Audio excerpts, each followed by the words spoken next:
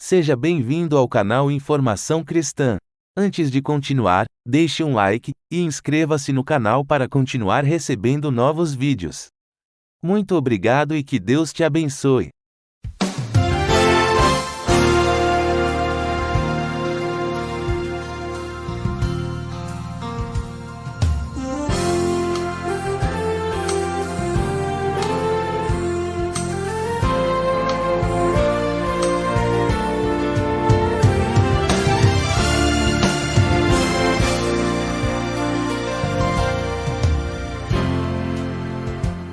Talvez você tenha feito constantemente estas perguntas. Onde posso encontrar refúgio num mundo cheio de conflitos? Ou, como e onde posso encontrar força para vencer nesse mundo que oferece tantas derrotas?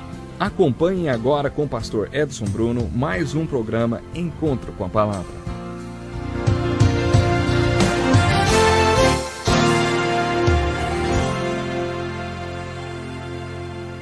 Muito obrigado, Darryl. E que prazer estarmos de volta para mais um encontro com a palavra. Seja bem-vindo. Em nosso último encontro fizemos a pergunta: por que estudar a história dos Hebreus? Para introduzir o estudo dos 12 livros históricos do Velho Testamento, posteriormente ao livro de Deuteronômio, essa pergunta sempre surge e talvez seja importante a respondermos, não é mesmo? Depois fiz uma apresentação relâmpago da história dos Hebreus contida nos 6 primeiros livros do Velho Testamento. Continuando nossa linha histórica do Velho Testamento, iniciaremos o estudo do livro de Juízes. Esse livro é um elo entre os livros de Josué e de Samuel. O livro abrange um período de 400 anos. Isso é muito tempo. Se considerarmos que nosso país tem 500 anos de história, concluiremos que a história dos Hebreus é muito antiga, não? Só entre os livros de Gênesis e Êxodo há um período de 400 anos. E só o livro de Juízes compreende um outro período de 400 anos de história. Durante os 400 anos nos quais os juízes reinaram, os filhos de Israel passaram por uma transição. Cometeram o pecado de apostasia 7 vezes. Isso significa que se afastaram daquela posição que tinham assumido com Deus. No final do livro de Deuteronômio, Moisés os exortou a voltarem a colocar Deus em primeiro lugar em suas vidas. Josué fez a mesma coisa no final do livro de Josué. O povo assumiu uma posição e declarou: colocaremos Deus em primeiro lugar em nossas vidas e o serviremos. Mas no livro de Juízes vemos que durante um período de 400 anos, eles se afastaram 7 vezes dessa posição. Cada vez que isso acontecia, Deus levantava um inimigo que os conquistava e escravizava. Depois de terem sido escravizados várias vezes por esses inimigos, eles tiveram um reavivamento espiritual. Quando eles clamavam a Deus por livramento, como o que tiveram quando saíram do Egito, Deus enviava um juiz que os libertava. Os juízes eram libertadores. Deus levantou um juiz que foi um verdadeiro salvador e libertador, como Moisés que tirou o povo do Egito. Esse juiz os conduziu por muito tempo depois que os libertou. Geralmente eles tinham paz enquanto aquele juiz vivia. Mas quando o juiz morria, eles voltavam ao mesmo ciclo da apostasia. Durante o período dos juízes, eles passaram por 3 guerras civis. E a terceira foi muito importante. Esses são alguns pontos históricos presentes no livro de Juízes. Depois do livro de Juízes, seguem-se os livros de Samuel. O fator liderança é muito importante nos tempos de Samuel. Deus queria ser o rei do povo. A vontade orientadora de Deus é que o sistema de governo do povo fosse teocrático. Ou seja, Deus reinasse sobre o povo. Para isso, Deus precisava de um profeta e sacerdote, como Moisés tinha sido, que subisse ao monte e intercedesse a Deus pelo povo e que depois descesse o monte e transmitisse as palavras de Deus ao povo. Deus precisava de um sacerdote que intercedesse pelo povo no monte e de um profeta que falasse com o povo no lugar de Deus. Isso era tudo que Deus precisava para reinar sobre o povo.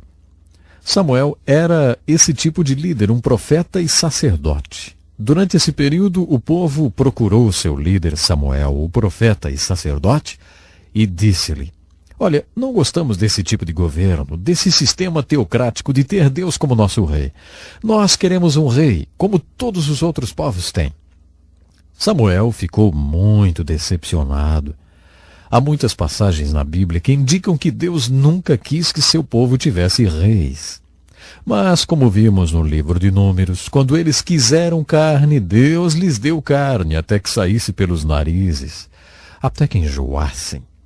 Por isso, quando eles disseram que queriam um rei, Deus disse a Samuel: Samuel, não leve isso para o lado pessoal. Eles não estão rejeitando você. Eles estão rejeitando a mim.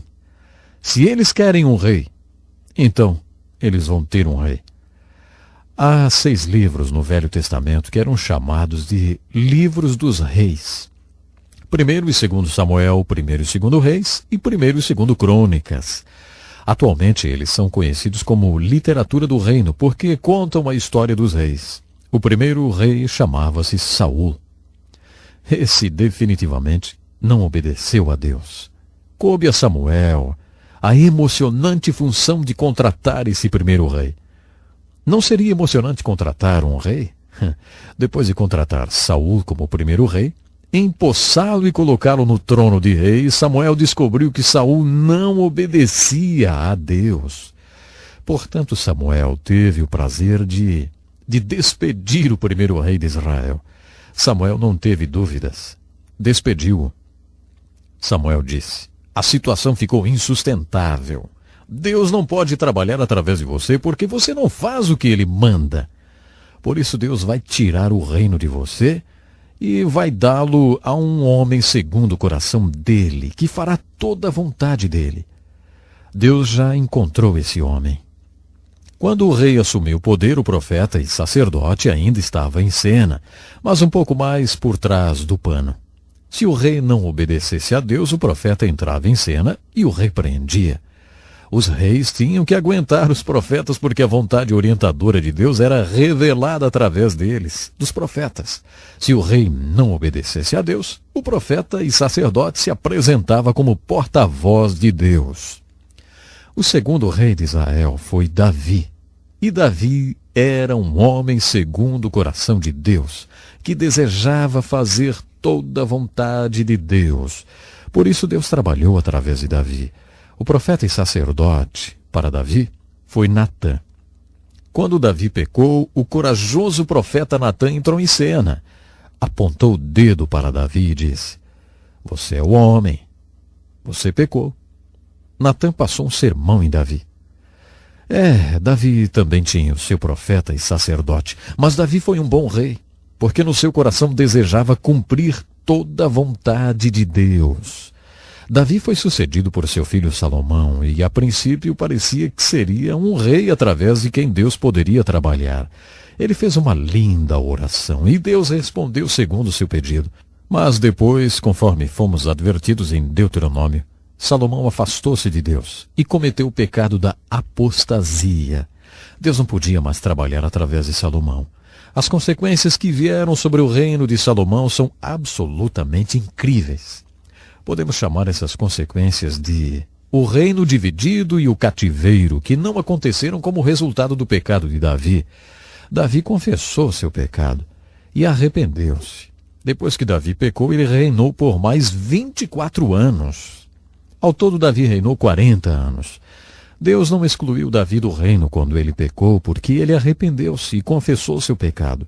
Foi o pecado de Salomão que trouxe calamidade sobre o reino. Como resultado do pecado de Salomão, com suas 700 mulheres e 300 concubinas, o reino foi dividido em 2 partes. O reino do norte, chamado de Israel, onde havia 10 tribos, e o do sul, chamado Judá, onde havia 2 tribos pequenas, Benjamim e Judá. Por causa do nome Judá, o povo de Deus que habitava essa região era conhecido como judeu. 2 reinos surgiram como resultado do reinado de Salomão, e esses 2 reinos foram levados cativos. O reino do norte foi levado cativo pelos assírios, o pior inimigo que o povo hebreu já teve. Depois que os assírios levaram para o cativeiro as 10 tribos de Israel, nunca mais se falou nelas outra vez. Elas são chamadas de as 10 tribos perdidas de Israel. Elas foram totalmente varridas da face da terra. Sobrou apenas o pequeno reino do sul chamado Judá, somente as pequenas tribos de Benjamim e Judá. Nesses livros históricos, a literatura do reino, descobrimos aí que Nabucodonosor, rei da Babilônia, também levou cativo o reino de Judá. Continuando nessa linha histórica, você se depara com uma terra, sem ninguém habitando nela. A terra está vazia. O reino do norte acabou. O reino do sul também acabou. Sobrou apenas uma terra vazia. É isso que você encontra na literatura do reino como resultado da apostasia do povo durante o reinado de Salomão. Depois que os babilônios levaram o reino do sul para o cativeiro, seguimos com a nossa linha histórica para o cativeiro da Babilônia. Nunca mais ouvimos falar do reino do norte outra vez. A linha histórica continua com o reino do sul. Esse reino ficou cativo na Babilônia durante 70 anos e depois desse período, o grande imperador persa conquistou a Babilônia. Portanto, depois de 70 anos, eles não estavam mais na Babilônia, estavam na Pérsia, fazendo parte do Império Persa.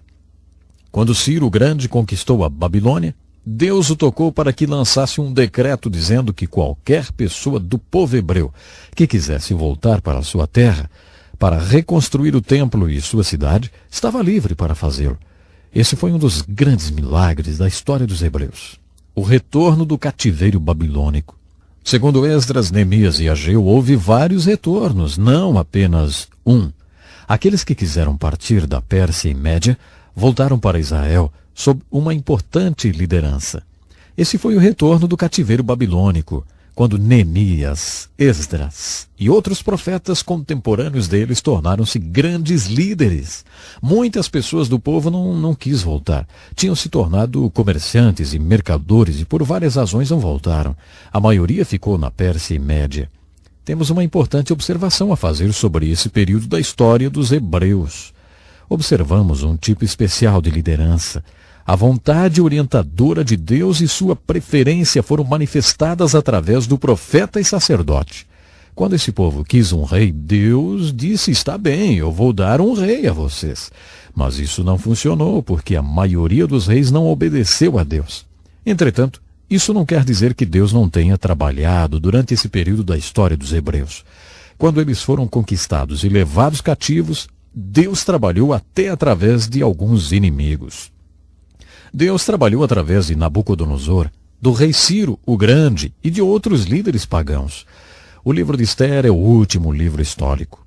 Ele escreveu o cenário histórico, a Pérsia e Média, como local onde Deus trabalhou de maneira poderosa. Deus trabalhou através do imperador pagão da Pérsia e Média e também através de uma mulher corajosa chamada Esther. Quando Deus fez essa obra, o povo estava vivendo na Pérsia e Média. Portanto, esses eram os judeus que tinham escolhido não voltar para Israel. Fizemos um breve resumo da história dos hebreus. A história dos hebreus, como dissemos, é uma matéria difícil. Estudamos 7 fatos dessa história que, na minha opinião, você precisa conhecer para compreender melhor os livros históricos e proféticos. Bom, o nosso tempo já acabou, mas eu estarei esperando você. No próximo programa, nós vamos continuar. Tem muita coisa especial. Até lá, então. Que lição importantíssima. Obrigado, Pastor Edson Bruno. Prezado ouvinte, coloque em prática o que você ouviu aqui. Sem dúvida, sua vida será grandemente abençoada. Este é um estudo escrito pelo Dr. Dick Woodward, na voz do Pastor Edson Bruno.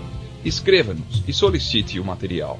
Nosso endereço é Encontro com a Palavra, Caixa Postal 2011, CEP 89201-970, Joinville, Santa Catarina.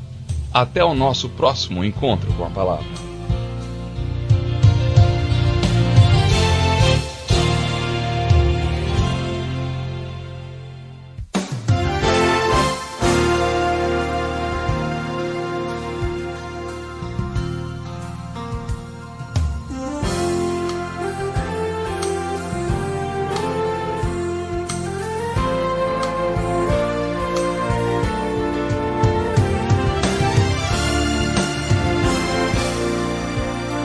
Muitas pessoas têm tido seus sonhos destruídos pela falta de confiança absoluta em Deus.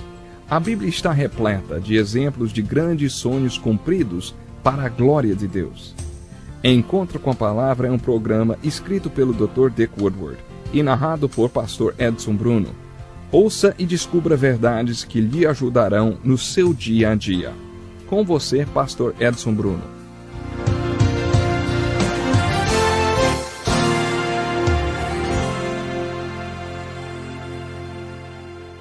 Muito obrigado, Darrell. É sempre um prazer nos encontrarmos para estudarmos juntos a Palavra de Deus. Bem-vindo a mais um encontro com a Palavra. Continuamos nosso estudo no Velho Testamento, estudando agora o primeiro livro histórico, o livro de Josué.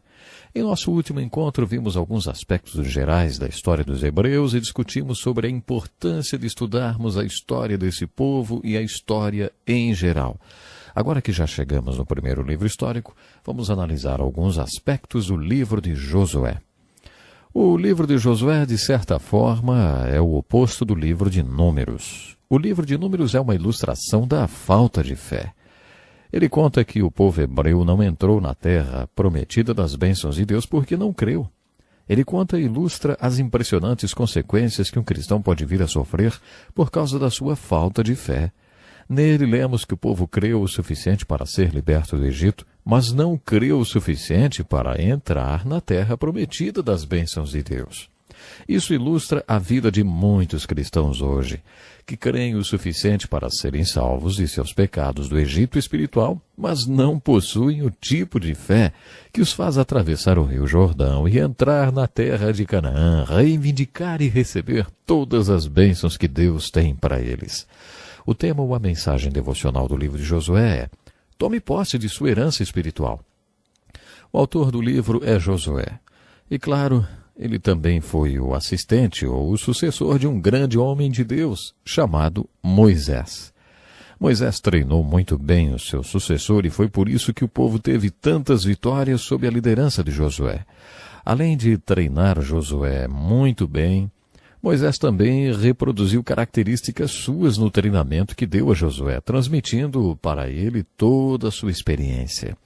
Essa didática ocorreu várias vezes nas Escrituras. Elias treinou Eliseu e Jeremias, entre os profetas, teve seus assistentes. Quando chegamos no Novo Testamento, vemos Jesus nomeando 12 discípulos, os quais ele treinou e a quem transmitiu toda a sua experiência. O apóstolo Paulo teve como assistente Timóteo. Vemos esse padrão se repetindo do Gênesis ao Apocalipse. Quando isso não acontece, as consequências são novamente impressionantes. Mas aconteceu aqui, bem no início dos livros históricos, onde também acompanhamos a transferência de liderança de Moisés para Josué. Os nomes Josué e Jesus são a mesma palavra.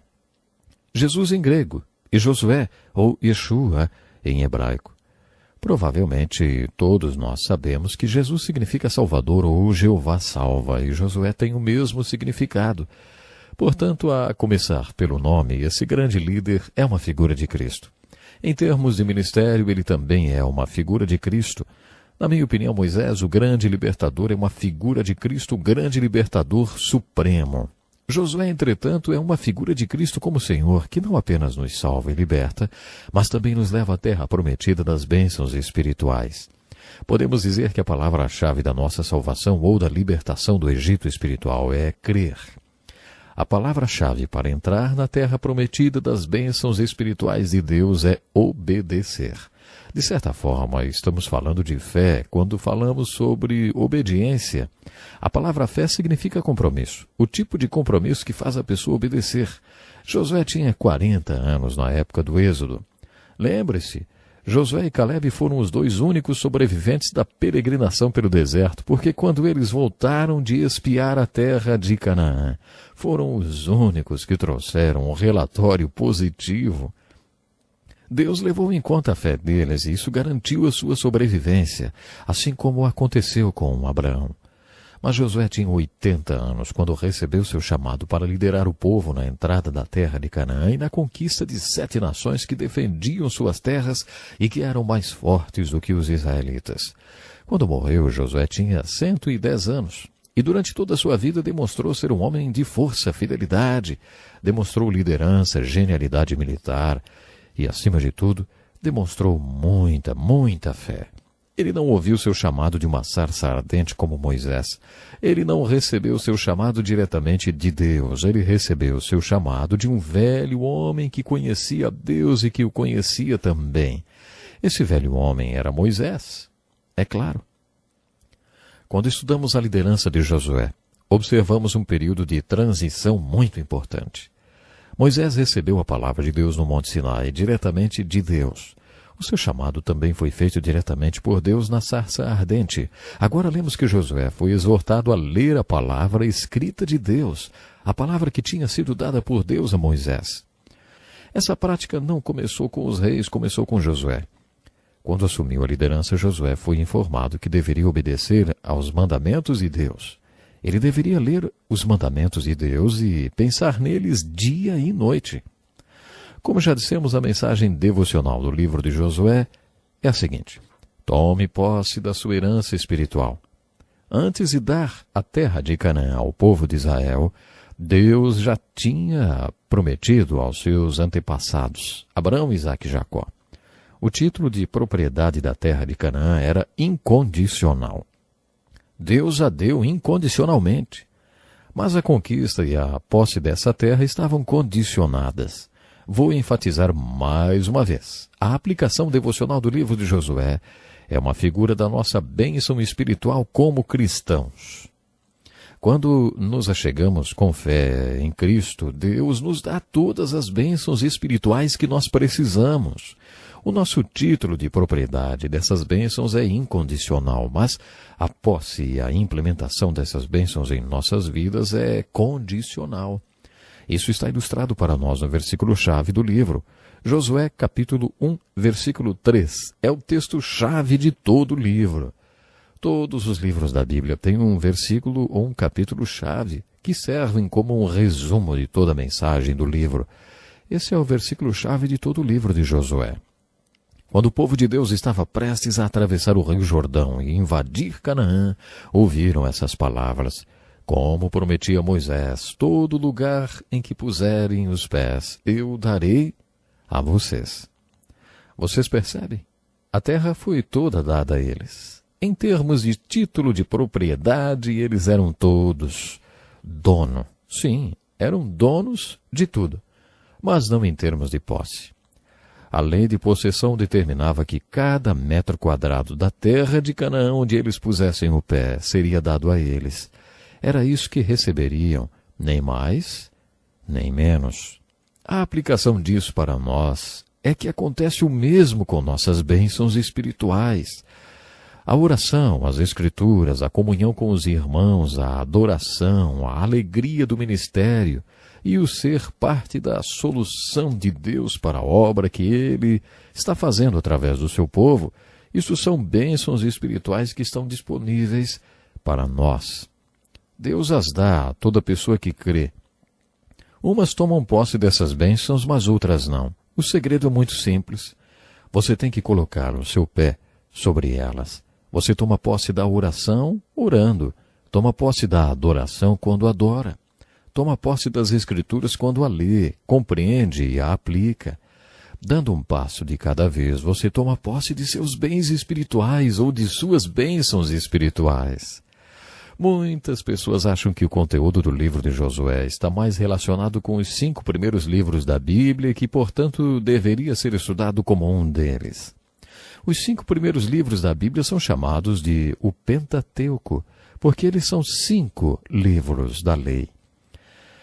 As pessoas acham que os livros da lei têm muito mais a ver com a entrada do povo na terra prometida e como o livro de Josué leva o povo para dentro da terra prometida. O conteúdo do livro pertence ao Pentateuco, mas nós descobrimos mais uma linda alegoria da salvação.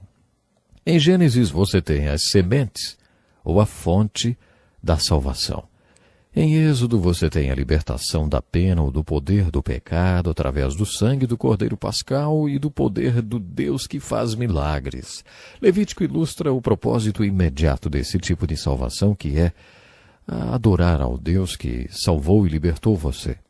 Deuteronômio é repleto de ilustrações que nos encorajam a atravessar o Rio Jordão e entrar na Terra Prometida. Quando você chega na Terra Prometida, tem que tomar posse da sua herança espiritual e viver cada uma das bênçãos que Deus planejou para a sua vida. O livro de Números é aquela impressionante ilustração negativa de uma geração inteira do povo de Deus que não fez nada disso. Nesse livro temos a morte de uma geração inteira que não creu, mas como já dissemos, o livro de Josué é a antítese para o livro de Números. O livro de Números apresenta uma grande ilustração de falta de fé, enquanto o livro de Josué afirma: você pode tomar posse de toda a sua herança espiritual. Isso não é maravilhoso? Quando lemos o livro de Josué, aprendemos que podemos conquistar tudo pela fé. Você pode entrar na terra prometida das bênçãos de Deus e viver tudo que Deus planejou para você como cristão. Quando você chega ao livro de Efésios, compreende mais profundamente o que isso significa. Por exemplo, o versículo-chave do livro de Efésios também é versículo 3 do primeiro capítulo. É fácil lembrar dessas duas referências. Josué 1 e 3 é o versículo-chave de Josué. E Efésios 1 e 3 é o versículo-chave de Efésios. Efésios 1 e 3 diz assim: bendito seja Deus e Pai de nosso Senhor Jesus Cristo, que nos abençoou com todas as bênçãos espirituais nas regiões celestiais em Cristo. É um versículo muito bonito e nos ensina várias coisas. Nos ensina, por exemplo, a figura da terra prometida. No Novo Testamento, a terra prometida é o lugar celestial.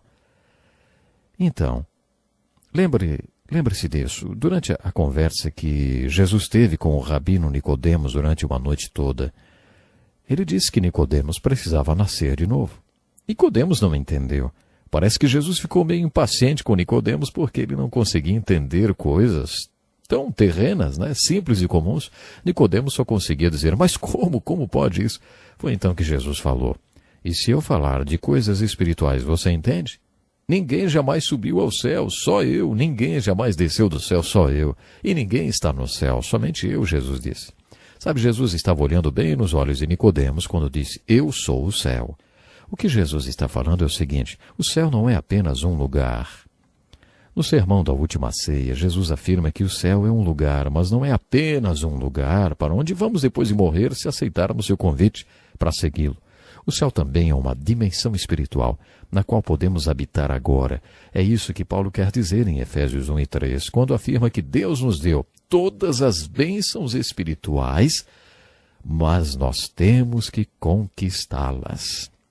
E aí, ouvinte, você já está conquistando a sua Canaã? Já está conquistando o seu lugar espiritual? Por favor, pense nisso. Jesus tem todas as bênçãos para você, mas você é desafiado a conquistar essas bênçãos. Portanto, não pare, siga conquistando. Nós vamos ficar por aqui hoje, então fique atento, hein? No nosso programa, vamos falar muito mais sobre as bênçãos espirituais. Até lá! Que lição importantíssima! Obrigado, Pastor Edson Bruno. Prezado ouvinte, coloque em prática o que você ouviu aqui. Sem dúvida, sua vida será grandemente abençoada. Este é um estudo escrito pelo Dr. Dick Woodward, na voz do Pastor Edson Bruno. Escreva-nos e solicite o material. Nosso endereço é Encontro com a Palavra, Caixa Postal 2011, CEP 89201-970, Joinville, Santa Catarina. Até o nosso próximo encontro com a Palavra.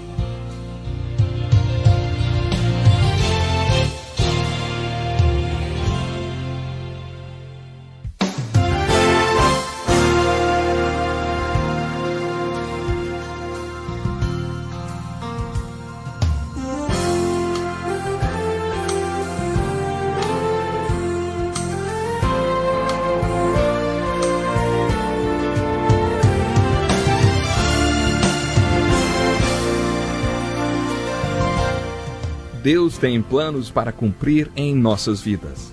Essa é a mensagem de toda a Bíblia, e é isso mesmo que estamos estudando aqui no Encontro com a Palavra, escrito pelo pastor Dick Woodward e narrado pelo pastor Edson Bruno. Fique atento a mais um programa que o Ministério Cooperativo Internacional leva a você. Com você agora, pastor Edson Bruno.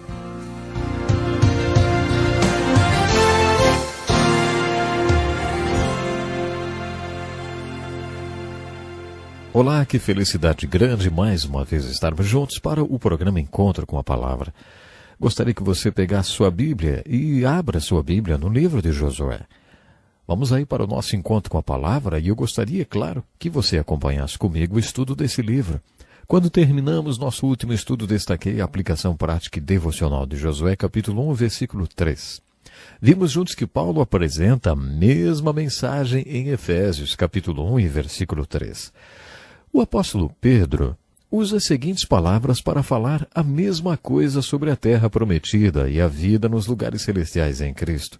Ele disse assim: Seu divino poder nos deu tudo o que necessitamos para a vida e para a piedade, por meio do pleno conhecimento daquele que nos chamou para a sua própria glória e virtude.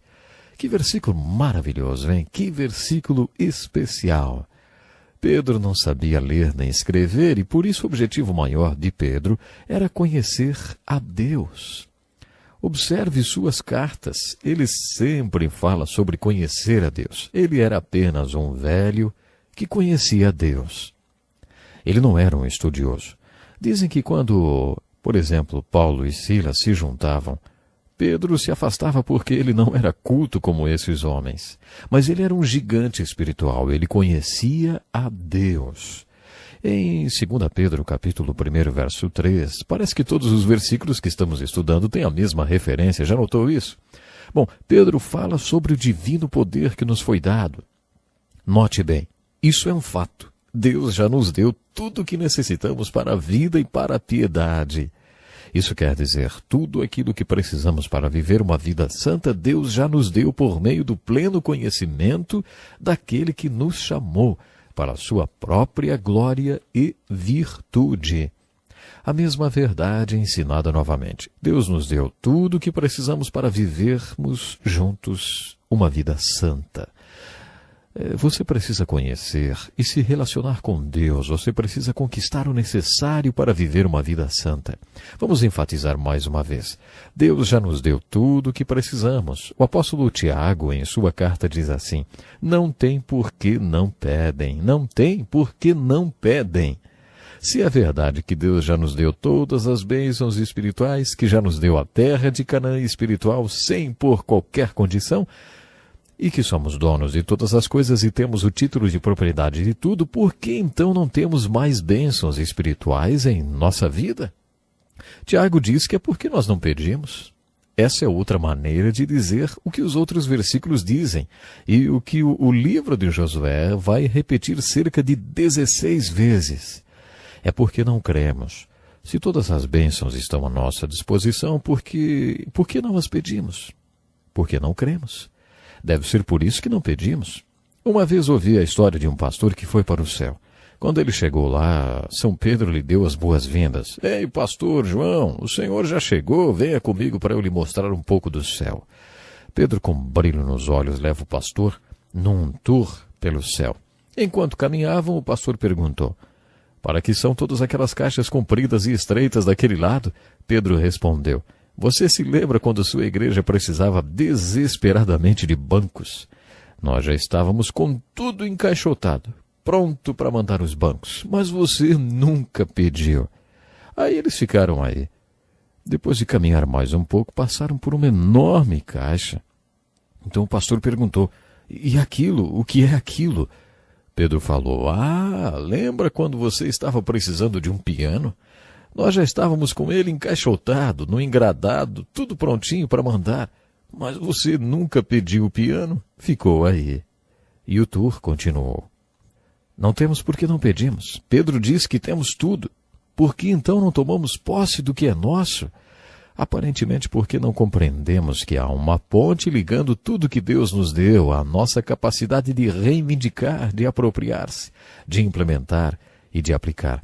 Isso é uma razão porque Deus nos deu o livro de Josué. No livro de Josué encontramos 6 ilustrações sobre fé.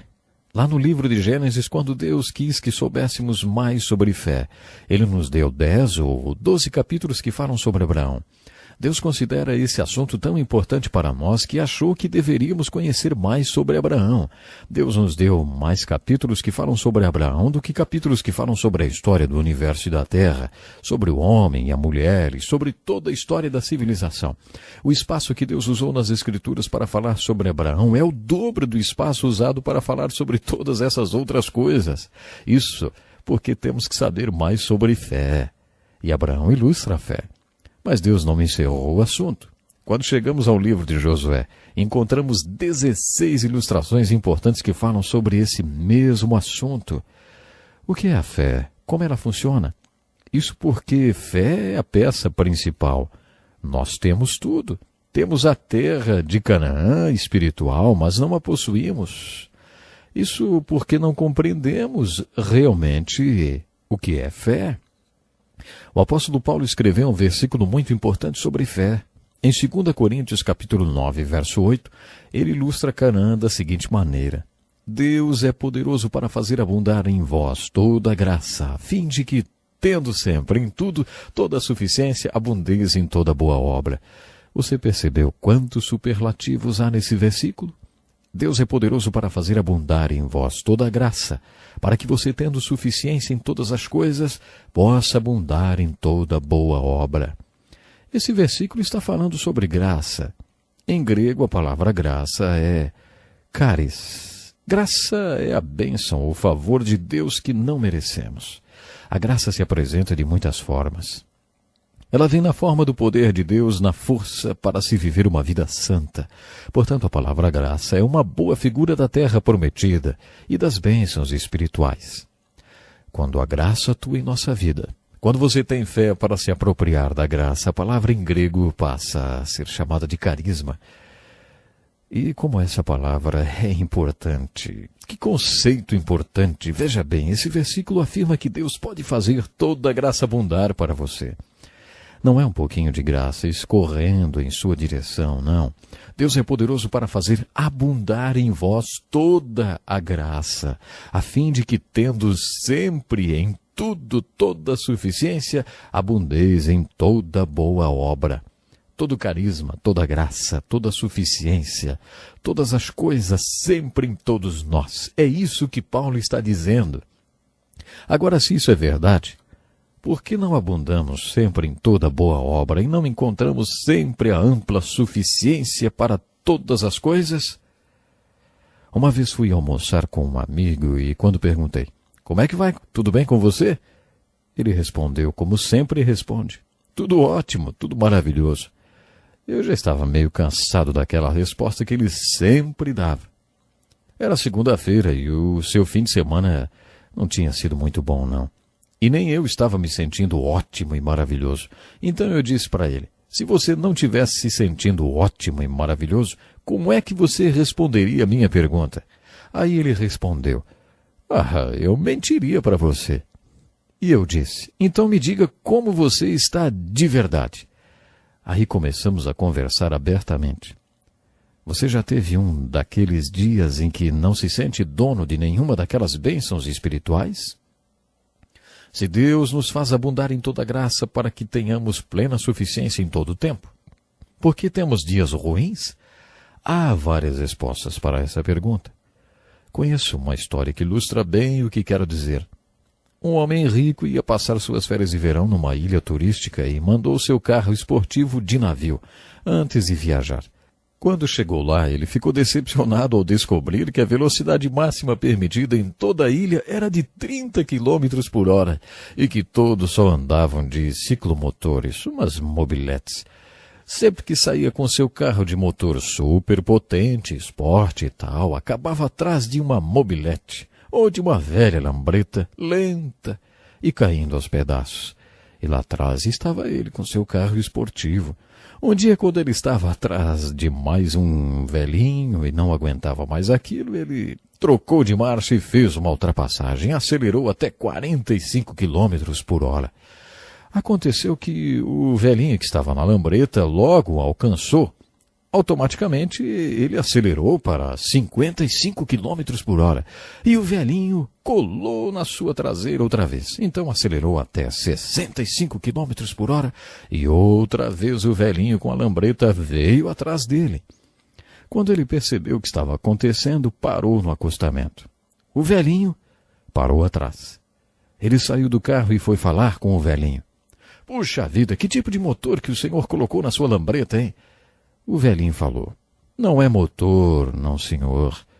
Foi o meu suspensório que ficou preso no seu para-choque. Pois bem, a razão pela qual muitos cristãos, quando tentam seguir a Cristo, são inconstantes é porque estão presos a alguém que tem um motor turbinado espiritualmente. Acho que essa é uma das respostas para aquela pergunta. Se Deus pode nos fazer abundar em toda graça, por que não temos mais força espiritual, então? Uma vez perguntei a uma freira o que ela achava do movimento carismático na Igreja Católica. Ela me disse que quando esse movimento começou, ela teve algumas dúvidas e foi conversar com seu bispo e perguntou a ele, Bispo, os carismáticos vão para o céu? O bispo respondeu, se eles não passarem direto. Quando pensamos em carisma, muitas coisas vêm à nossa mente. No livro de Josué existe uma terra que, em termos geográficos, são literais.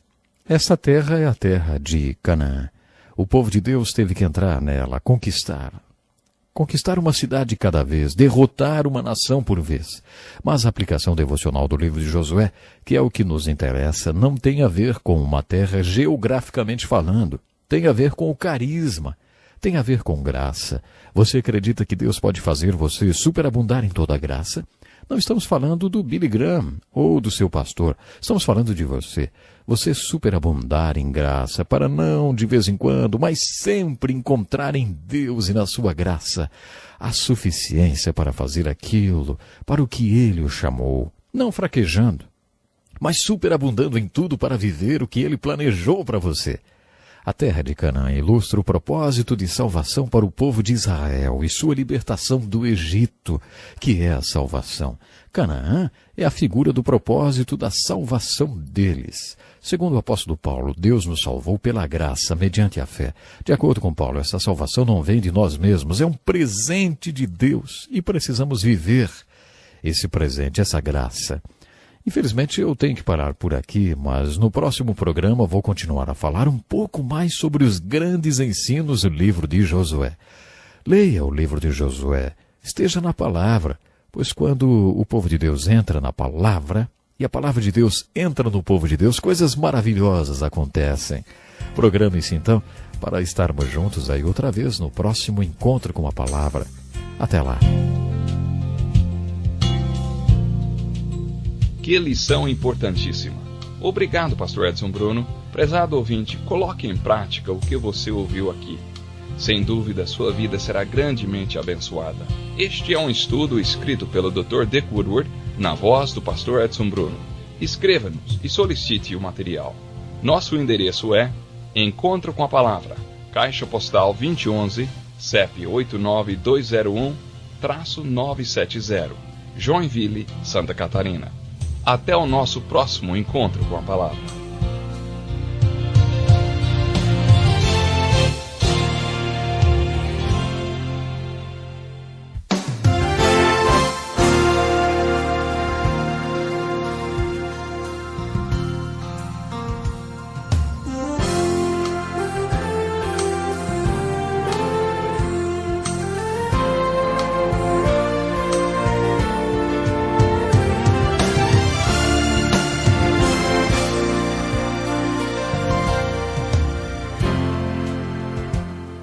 Talvez você tenha feito constantemente estas perguntas.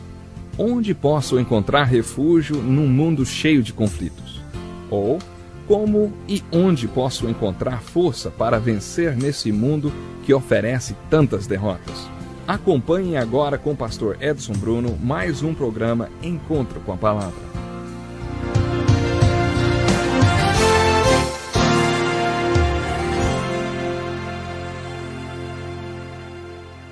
que alegria estarmos juntos para mais um programa Encontro com a Palavra. Continuando o nosso estudo do Velho Testamento, vamos retomar o livro de Josué, que é um dos livros da Bíblia que mais falam sobre a fé. Esse livro possui importantes ilustrações que nos ensinam o que é fé e como ela funciona. Já aprendemos que o livro de Números é um livro que fala sobre a falta de fé, sobre desacreditar. Mas o livro de Josué não. O livro de Josué é o oposto. Esse livro é sobre fé, é sobre acreditar. No livro de Êxodo lemos sobre a saída do povo de Deus do Egito. O prefixo ex, que em grego significa saída, é exatamente por isso que nós usamos essa palavra, que é êxodo ou êxodo. No livro de Josué, o povo entra na terra de Canaã, a terra prometida.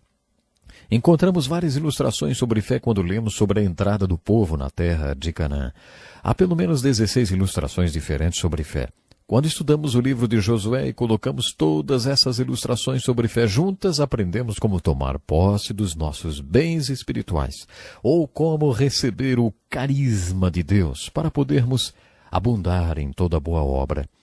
A primeira coisa que vemos no livro de Josué é o que podemos chamar de perpetuação da fé.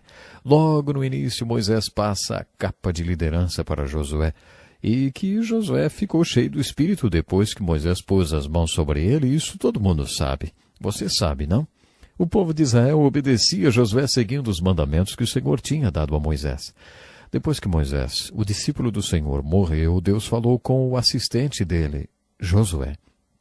O meu discípulo Moisés morreu. Você é o novo líder de Israel. Lidere o meu povo.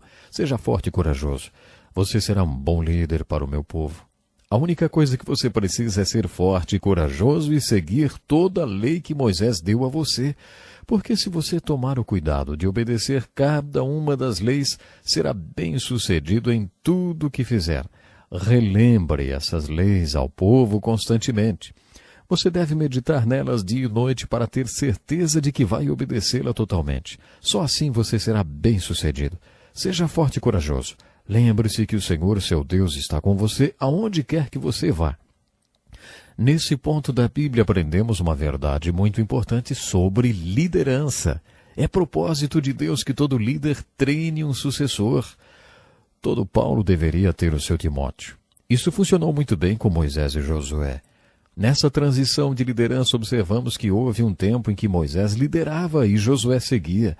Depois Josué liderava e o povo seguia. Isso mostra que o método deu certo. Nos primeiros capítulos de Josué observamos o que podemos chamar de perplexidades da fé ou problemas perplexos da fé. Se eliminássemos todos os problemas, eliminaríamos também a necessidade de fé. Quando estudamos fé, não devemos ficar desanimados com os problemas que são relatados. No capítulo 2 de Josué, lemos sobre Raabe, considerado um problema por muitas pessoas. Suponhamos que você estivesse na Holanda durante a Segunda Guerra Mundial. Você é Corrie ten Boom, e Deus colocou no seu coração que você deve esconder judeus no sótão e no porão de sua casa. Deus deu a você a convicção de que o genocídio do povo judeu é absolutamente horroroso e uma abominação aos olhos de Deus. Suponhamos que Deus tivesse colocado no seu coração que você tenha que esconder judeus em sua casa. Um dia a Gestapo vem à sua casa, bate à porta, você a abre e eles perguntam: há judeus nessa casa? O que você diria? Quando estudamos filosofia em uma faculdade ou em um seminário, uma hora ou outra, vamos nos deparar com a matéria ética. E quando estudamos essa matéria, ficamos nos perguntando qual é a essência da ética cristã. A essência da ética cristã é sempre dizer a verdade e nunca falar uma mentira sequer? É uma pergunta essa. Eu vou repetir. A essência da ética cristã é sempre dizer a verdade e nunca falar uma mentira sequer? Será que, porque você é cristão, deva dizer: eu não posso mentir? Voltando à resposta da Corrie ten Boom aos soldados da Gestapo, ela diria: tenho sim, leve todos eles para serem queimados. Aí então, enquanto eles levavam os judeus para serem mortos e queimados, você ficaria lá assistindo a cena e dizendo para si mesmo: Eu continuo sendo a mesma pessoa correta e justa de antes. Fico muito triste com o que está acontecendo com esses judeus que estão sendo queimados por Hitler, mas sou muito justo e não posso mentir. É essa a essência da ética cristã? No capítulo 2 de Josué, Raabe, a prostituta, responde a nossa pergunta. Chegaram alguns judeus na sua casa e ela os escondeu. Quando as autoridades vieram perguntar sobre o paradeiro dos judeus, ela lhes deu pistas falsas e os mandou para outro lugar. Ela foi honrada por isso. No Novo Testamento, no capítulo 11 de Hebreus, Raabe, a prostituta, é mencionada como heroína da fé. O fato de ter escondido os judeus e depois ter mandado as autoridades atrás do vento salvou a sua vida. Muitas pessoas não aceitam isso. Elas dizem, ei, espere um pouco. Eu aprendi que devemos ser sempre íntegros. Nesse caso, temos uma prostituta que mentiu. Essa não dá para engolir. Ela mentiu na cara dura e ainda entrou para a lista dos heróis da fé. Para muitas pessoas isso é incompreensível e para outras é um problema. Se você prestar atenção nessa história, verá que ela não entrou na lista dos heróis da fé porque mentiu. No capítulo 11 de Hebreus nós lemos, pela fé, Raabe, a prostituta, não pereceu com os incrédulos. Quando os judeus espias foram para a casa de Raabe, a prostituta, ela demonstrou sua fé nas palavras que disse. Ela disse, eu sei que o seu povo representa o Deus vivo e verdadeiro. Muitos na cidade estão morrendo de medo. Sabemos que Deus está com vocês. Quando vocês entrarem aqui nessa terra, prometam-me que não me matarão. Os espias então fizeram um acordo com ela. Eles disseram, pegue um cordão vermelho e amarre-o à janela de sua casa. Sua casa era no muro de Jericó. Os muros eram tão largos que as casas eram construídas no topo deles. É claro que o cordão vermelho pendurado na janela é uma linda figura da salvação como a Arca de Noé, lá atrás no livro de Gênesis. Eles disseram para ela, amarre esse cordão vermelho à sua janela e todos da sua família que estiverem dentro da casa serão poupados. Todos na cidade serão mortos, mas você será salva. Por que ela foi salva? Por que ela escondeu os espias e mentiu por causa deles? Ah, não, ela foi salva porque creu. Ela creu que aquelas pessoas eram o povo de Deus e que o Deus vivo e verdadeiro estava com eles. Raabe mostrou sua fé no Deus vivo e verdadeiro. Sua fé a salvou. Além disso, ela entrou para a genealogia de Jesus. Por causa dessa fé, creio que aquele cordão vermelho amarrado à janela possa ser chamado de a figura da fé. Assim, nos primeiros capítulos de Josué, temos, antes de tudo, a perpetuação da fé de Moisés para Josué. Depois temos as perplexidades da fé. E depois ainda temos essa linda figura da fé. Quando você estudar Raabe, a prostituta, não se esqueça que o mais importante a seu respeito foi a fé. Foi a fé de Raabe que a salvou. Você está vendo? Todos são salvos pela fé. Raabe ainda se tornou a tetravó de Jesus. Dá para crer nisso? Exatamente. Quando estudamos o assunto fé no livro de Josué, encontramos no capítulo 3 a prova de fé. Quando formos entrar na nossa Canaã espiritual, Deus firmará e confirmará nossa fé a fim de nos encorajar. Vimos isso com Gideão, que fez a prova do novelo de lã e foi honrado por Deus. Foi honrado, sim.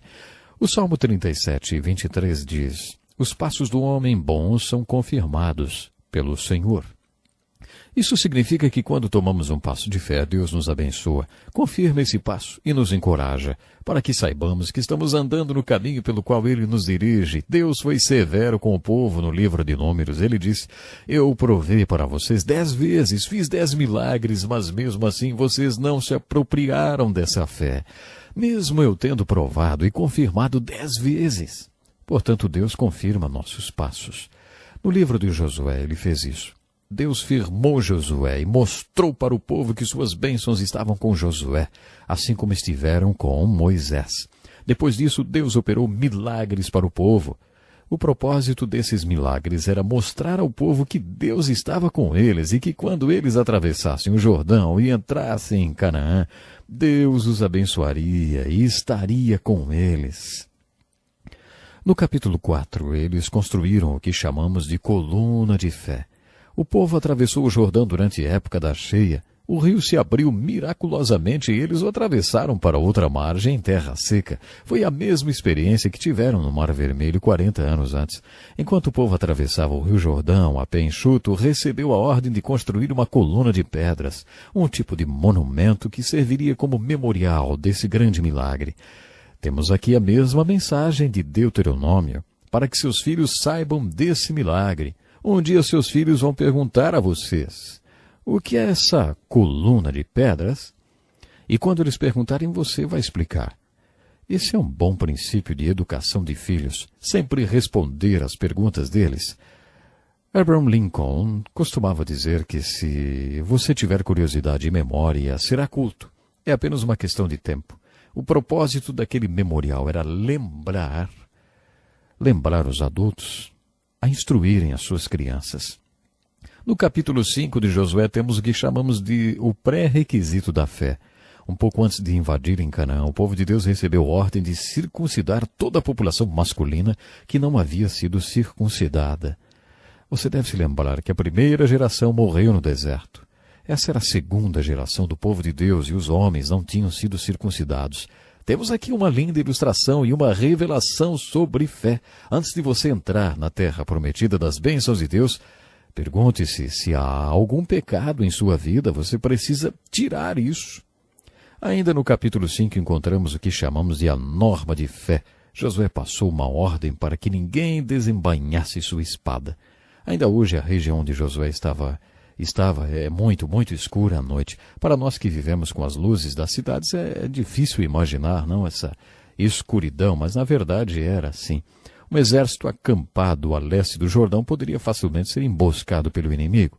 Por isso que eles tinham essa ordem para não desembainhar a espada. Se eles vissem alguém com a espada desembainhada, facilmente identificariam como um inimigo.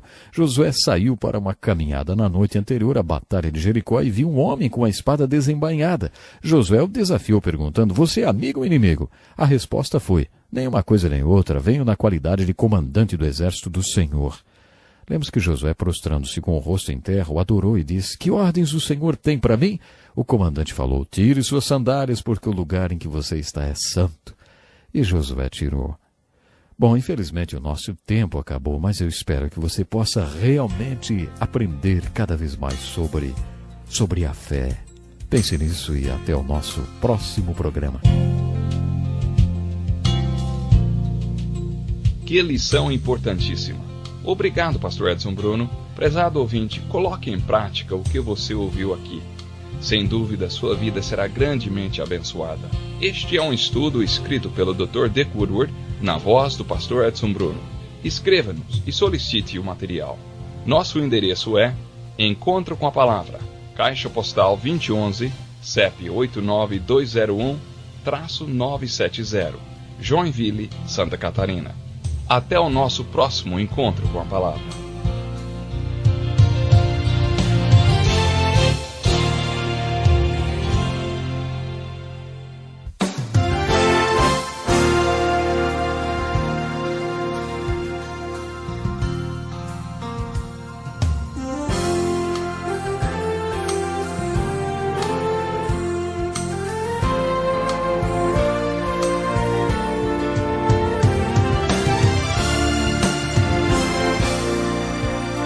Muitas pessoas têm tido seus sonhos destruídos pela falta de confiança absoluta em Deus. A Bíblia está repleta de exemplos de grandes sonhos cumpridos para a glória de Deus. Encontro com a Palavra é um programa escrito pelo Dr. Dick Woodward e narrado por pastor Edson Bruno. Ouça e descubra verdades que lhe ajudarão no seu dia a dia. Com você, pastor Edson Bruno.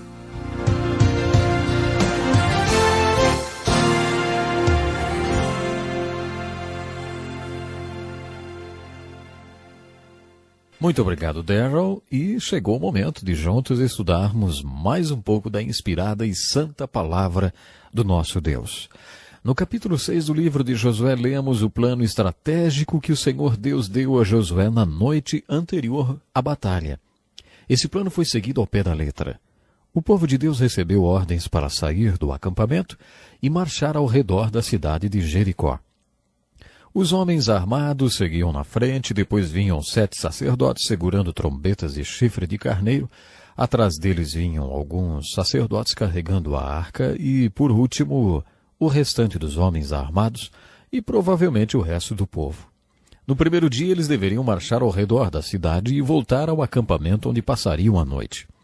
Na manhã seguinte fariam a mesma coisa. E assim deveriam fazer durante 7 dias. No entanto, no 7º dia eles deveriam marchar ao redor da cidade 7 vezes. Eles receberam ordens de dar um total de 13 voltas ao redor da cidade. Considerando que o povo estava lutando contra uma cidade fortificada por muros tão largos que casas eram construídas sobre eles, essa estratégia era simplesmente ridícula. Geralmente, uma das defesas do inimigo era colocar aqueles que não usavam armas, como crianças e mulheres, no topo das muralhas. Quando o inimigo aproximava-se dos muros, era atacado com carvão em brasa e pedras que vinham do alto das muralhas. Lembre que um dos maiores generais de Israel, Abimeleque, morreu porque se aproximou muito do muro quando seu exército atacou uma cidade. Encontramos essa história no livro de Juízes. Uma velha segurava uma pedra de moinho de 45 centímetros de diâmetro. Eles moíam milhos com aquele tipo de pedra. Aquela senhora jogou a pedra bem na cabeça de Abimeleque. Com seu crânio fraturado, Abimeleque disse a seu escudeiro: "Pegue a sua espada e mate-me para que não digam que uma mulher matou Abimeleque." Eles o atravessaram com a espada, assim ninguém pôde dizer que uma mulher o matou. Isso se tornou uma alerta de estratégia de guerra para Israel. Nunca se aproxime muito do muro, porque foi assim que uma velha matou Abimeleque. Dá para você imaginar o que Deus mandou Josué fazer? Leve todo o povo para o muro de Jericó e marche ao redor dele, bem ao redor dele. Arrisque o povo colocando-o próximo ao muro. Faça isso 13 vezes. Todos deveriam ficar em completo silêncio, exceto os sacerdotes que deveriam tocar suas trombetas de chifre de carneiro. Esse era o único barulho que podiam fazer. Imagine se você estivesse no topo do muro. Você vê aquele povo bem conhecido se aproximando. Como Raabe disse, o povo de Israel era temido e respeitado naquela cidade. Você diz para você mesmo: "Nossa, eles estão vindo na direção do muro. O que estão carregando naquela caixa? Será que é uma arma secreta? Será que vão explodir o muro ou alguma coisa parecida? O que significam aquelas trombetinhas esquisitas que aqueles sacerdotes estão tocando?" Você não acha que as pessoas no topo do muro falaram esse tipo de coisa? Depois que os filhos de Israel marcharam ao redor da cidade, voltaram para o acampamento outra vez. Tenho certeza que a cúpula daquela cidade queimou muito óleo em reuniões sem fim, tentando descobrir o que aquele povo pretendia. Na manhã seguinte aconteceu a mesma coisa. O povo de Jericó deve ter ficado muito espantado porque nenhum deles jogou nada no povo de Israel. Eles devem ter se perguntado: mas o que essa gente está planejando? Depois de marcharem uma vez durante 6 dias ao redor dos muros de Jericó, no 7º dia eles marcharam 7 vezes. E depois de marcharem pela 7ª vez, no 7º dia, Josué ordenou ao povo: gritem! Então cerca de 2 ou 3 milhões de pessoas começaram a gritar. Você já ouviu 10.000 pessoas gritarem ao mesmo tempo? Faz um barulho e tanto, hein? O povo de Israel devia ter uns 2 ou 3 milhões de pessoas. Imagine o barulho que esse povo fez, gritando todos ao mesmo tempo. Alguns teólogos dizem que a marcha do povo ao redor dos muros causou uma vibração que provocou a queda dos muros. Outros dizem que foi o grito do povo que fez com que os muros caíssem. Como na abertura do Mar Vermelho, é necessário ter mais fé para acreditar em algumas explicações dos teólogos do que para crer que foi um milagre. Um milagre e pronto. O livro de Hebreus esclarece esse ponto para nós. Nesse livro lemos que as muralhas caíram pela fé. creio que foi exatamente isso que fez os muros caírem. Fé.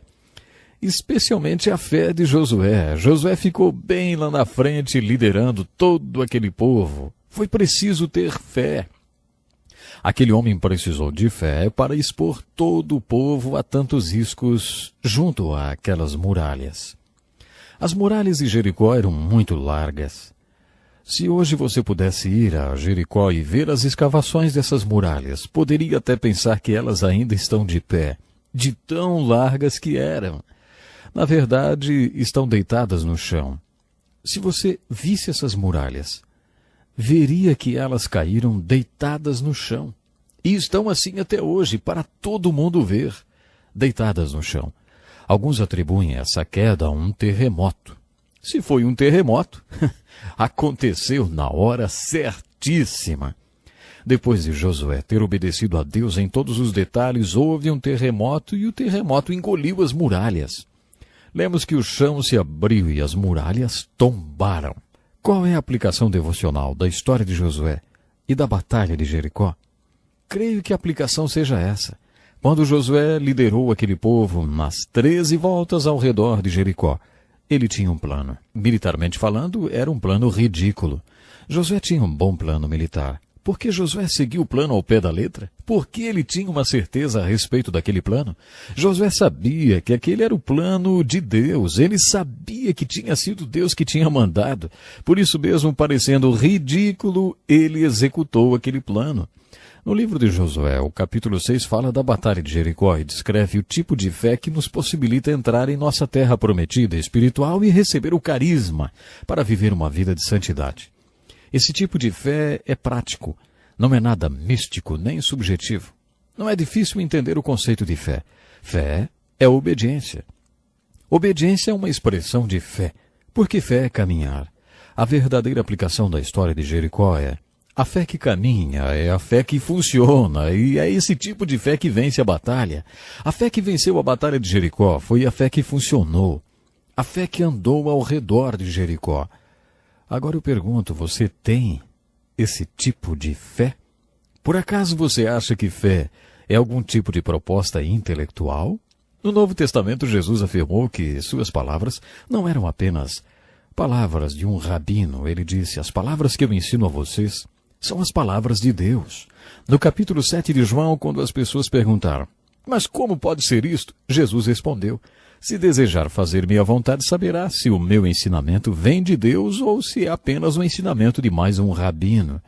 O que Jesus quis dizer foi que se você realmente quer obedecer e quer saber, terá que colocar em prática. Terá que tomar uma atitude. Essa abordagem é contrária ao intelectual. O intelectual sempre costuma dizer: ei, você tem que me convencer para eu sentir voluntariamente. Você tem que me convencer, aí eu sinto e sigo voluntariamente. Mas Jesus disse: é exatamente o contrário. Você se compromete voluntariamente e depois se convence intelectualmente. Primeiro você anda ao redor de Jericó e depois descobre a fé que funciona e a fé que dá vitória. Mas antes você tem que se comprometer a andar. Os intelectuais há séculos dizem: ver para crer. No Salmo 27, as Escrituras colocam as coisas de outra forma. Davi, com toda a sua experiência de vida, disse: tenho esta certeza, viverei até ver a bondade do Senhor na terra. O intelectual diz: ver para crer. Mas Deus diz: crer para ver. É essa a ilustração da batalha de Jericó. Quando os filhos de Israel se dispuseram pela fé a rodear Jericó 13 vezes, eles provaram Deus e Deus os provou. Eu conheci um homem que foi chamado por Deus para construir uma estação de rádio em Quito, no Equador. Esse homem andava com Deus. Seu nome era Clarence Jones. Ele construiu em Quito, Equador, a estação de rádio chamada HCJB. Segundo ele, um dia Deus colocou no seu coração o desejo de construir a torre que transmitiria o sinal da estação no topo de uma montanha específica. Deus deixou bem claro que a torre de transmissão deveria ser erguida naquela montanha.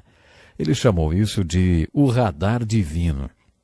De acordo com o Dr. Jones, através de seu radar, Deus mostrou exatamente onde a torre deveria ser construída. Os engenheiros que trabalhavam no projeto disseram: Ei, Dr. Jones, deve haver algum engano nisso. A quantidade de minerais nessa montanha causará interferência e magnetizará o sinal, impedindo a transmissão. Dr. Jones voltou ao seu posto de oração. Orou e Deus disse a ele: é nessa montanha que eu quero que você construa a torre. Dr. Jones desafiou com sua fé os engenheiros e os conselhos dos especialistas. Ele disse: coloque a torre naquela montanha, assim mesmo. Os minerais que os engenheiros disseram que destruiriam o sinal fizeram exatamente o contrário. Eles serviram para refletir o sinal e transmiti-lo para todo o mundo. Dr. Jones foi convidado para dar palestras em vários países sobre esse milagre eletrônico que descobriu quando colocou a torre naquela montanha. Foi tratado como gênio. Durante essas palestras, ele pregava um sermão que chamou de o radar divino. Sabe, agradeço a Deus pelas vidas das pessoas que ainda creem no radar divino. Creio que Deus fala conosco em particular. Deus nos revela seu plano e diz o que Ele quer que façamos. Algumas vezes Deus testa a nossa fé deliberadamente com o seu plano, como Ele fez com Josué na conquista de Jericó. O plano que Deus deu a Josué era militarmente ridículo. Deus deu a ele um plano daquele para testar a fé. Se você conhece bem a Deus, pode confiar no seu radar divino e saber que é Ele que está mandando você fazer. Façam tudo o que Ele mandar. Foi isso que a mãe de Jesus disse aos servos em Caná da Galileia. Façam o que Ele mandar. Se você sabe que é Deus que está mandando você fazer alguma coisa, faça com toda a segurança. Sabe, não é sempre que Deus age desse jeito.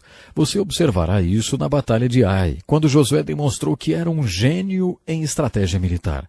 Deus tem um propósito e ordem para tudo que Ele faz.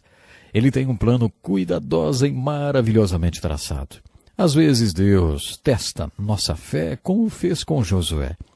Mas quando você estiver estudando o livro de Josué, lembre-se de que o capítulo 6 é o capítulo-chave do livro que nos ensina que a fé é prática. A fé caminha, a fé funciona. A fé vence as batalhas da vida.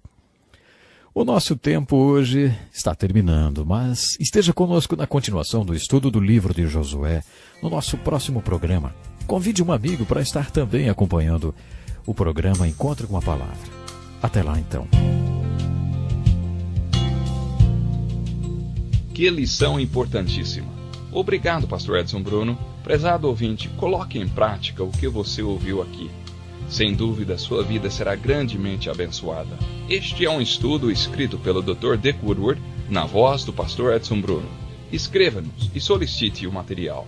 Nosso endereço é Encontro com a Palavra, Caixa Postal 2011, CEP 89201-970, Joinville, Santa Catarina. Até o nosso próximo Encontro com a Palavra.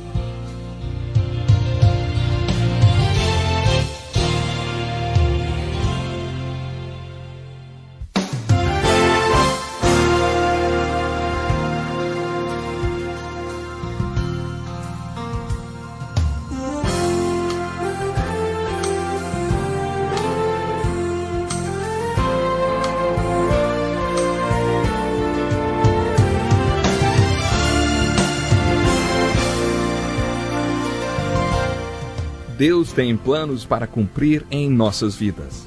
Essa é a mensagem de toda a Bíblia e é isso mesmo que estamos estudando aqui no Encontro com a Palavra, escrito pelo pastor Dick Woodward e narrado pelo pastor Edson Bruno. Fique atento a mais um programa que o Ministério Cooperativo Internacional leva a você. Com você agora, pastor Edson Bruno.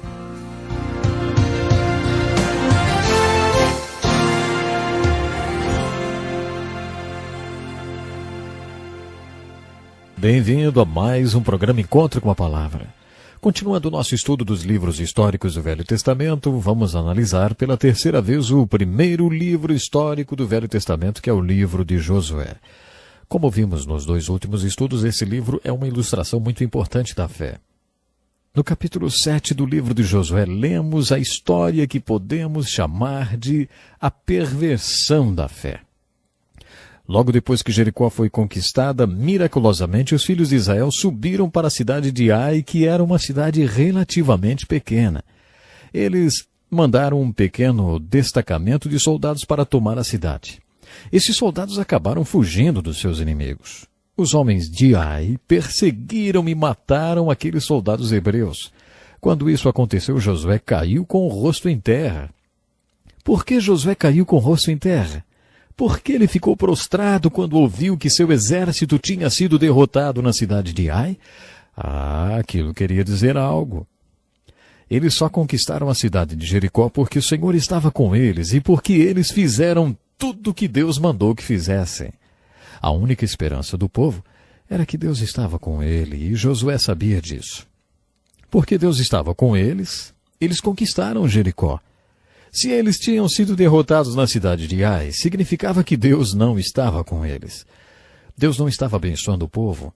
Então Josué soube que o problema não era militar, o problema era espiritual.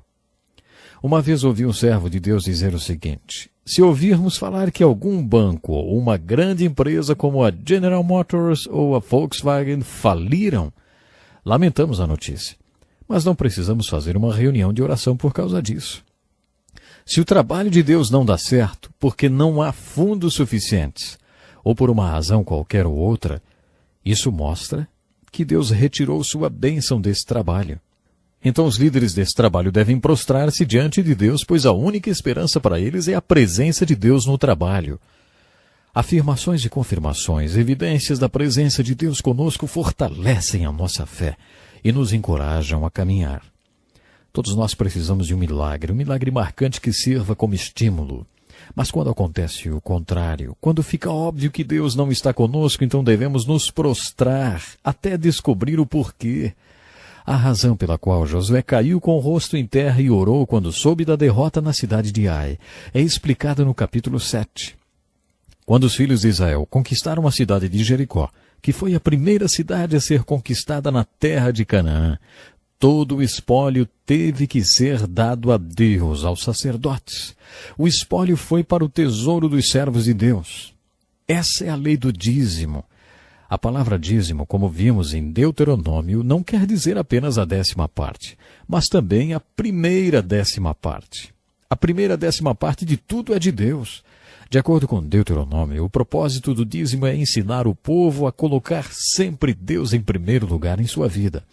Por isso, quando eles conquistaram a primeira cidade, Deus disse: vocês não ficarão com nada do espólio, ele é todo meu. Quando o povo de Deus estava no meio da batalha de Jericó, um homem chamado Acã viu uma capa babilônica e achou-a muito bonita. Ele também viu prata e ouro. Existe um padrão conhecido de pecado. Ele é: vi, desejei, peguei. Acã pegou a capa e certa quantidade de prata e ouro e escondeu tudo isso. Ele pecou porque todos foram explicitamente instruídos a não pegarem nada do espólio, mas ele pegou, roubou, mentiu e enganou. Foi por isso que o povo de Deus foi derrotado na batalha de Ai.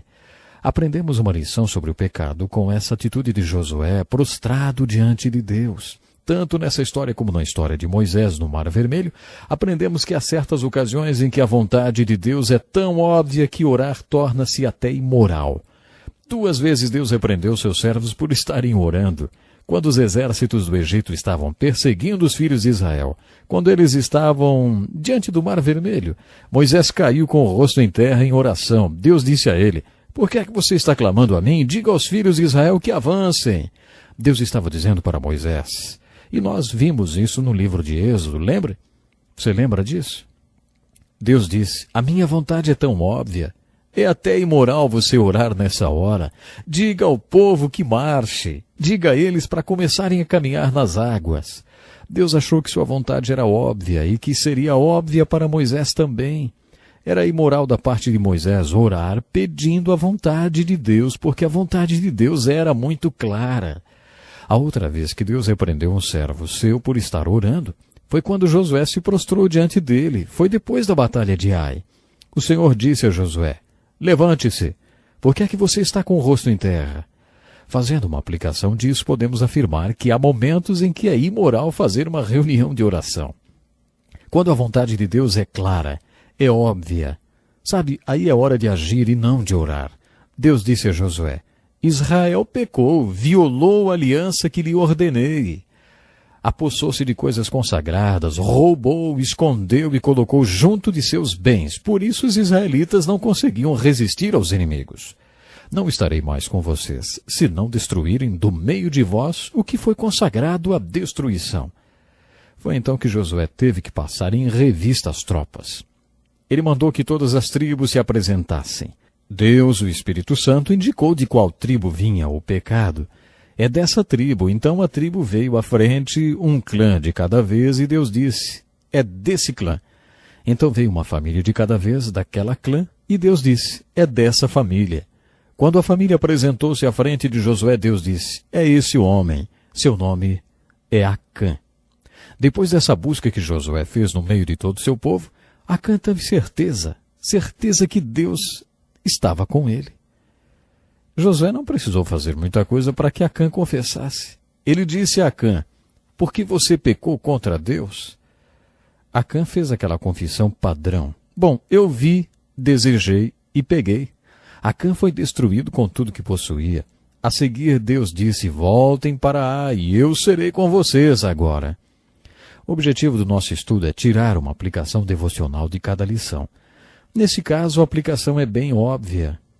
Deus não estará conosco se houver pecado em nossas vidas. Em vários trechos, as Escrituras afirmam que Deus não estará conosco se houver desejo de pecado em nossas vidas. Segundo as Escrituras, o pecado causa um curto-circuito em nosso relacionamento com Deus. Os filhos de Israel não puderam nem entrar na terra de Canaã, até que todos os homens fossem circuncidados.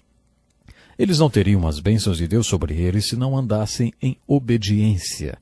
Nós também não podemos esperar as bênçãos de Deus sobre nós e sobre as coisas que fazemos se estivermos em pecado, mesmo que os outros não saibam de nada.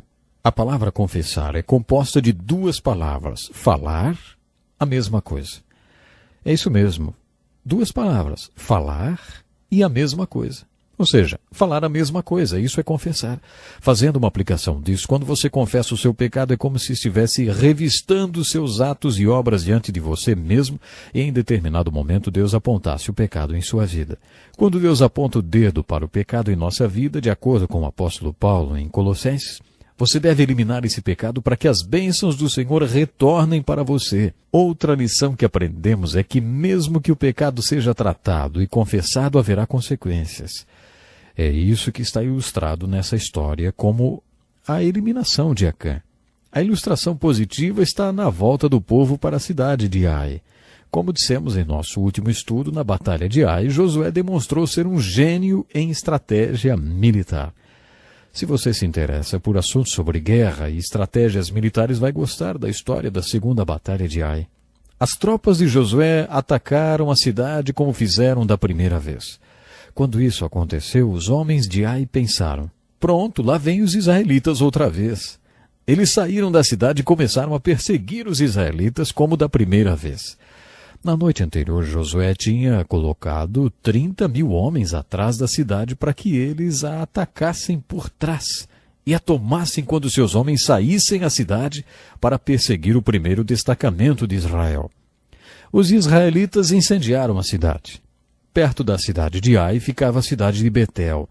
Josué colocou 5.000 homens apostos junto dessa cidade para interceptar qualquer ajuda aos soldados de Ai. Quando os 30.000 homens incendiaram a cidade, os homens de Ai que estavam perseguindo Josué e seu povo viram a fumaça na cidade e perceberam que tinham sido enganados, que tinham sido emboscados.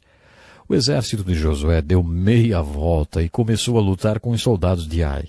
Os 30.000 israelitas saíram da cidade de Ai e os atacaram por trás.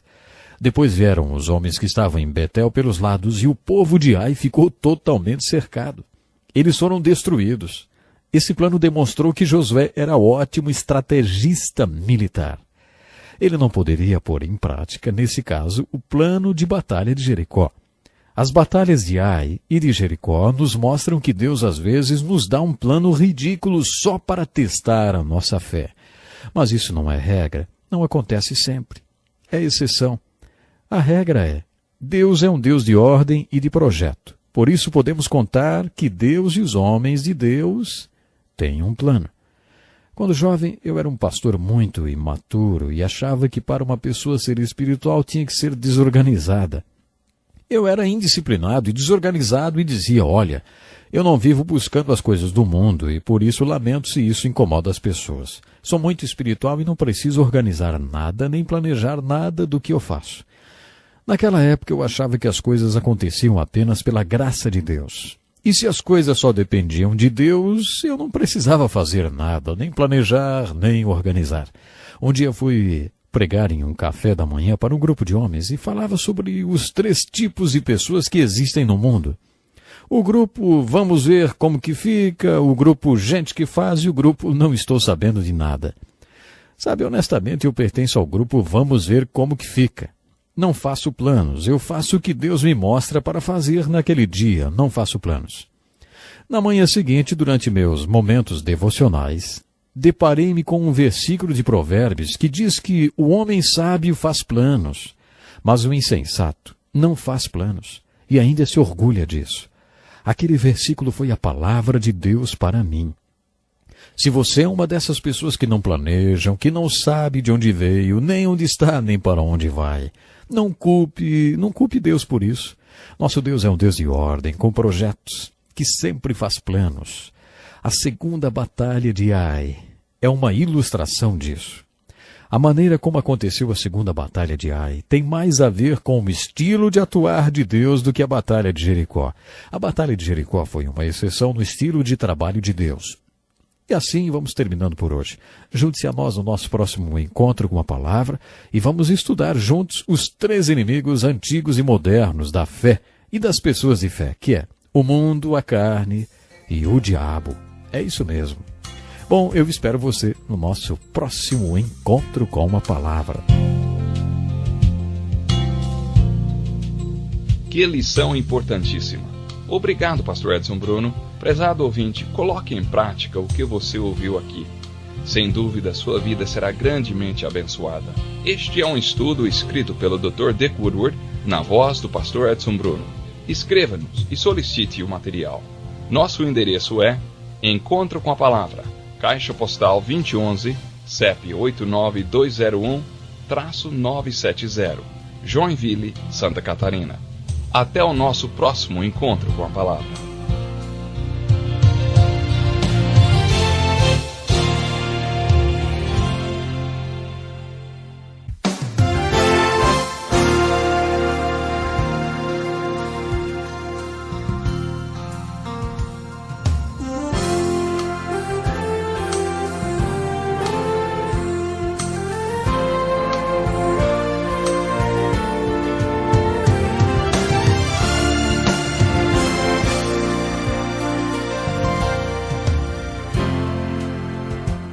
Talvez você tenha feito constantemente estas perguntas. Onde posso encontrar refúgio num mundo cheio de conflitos?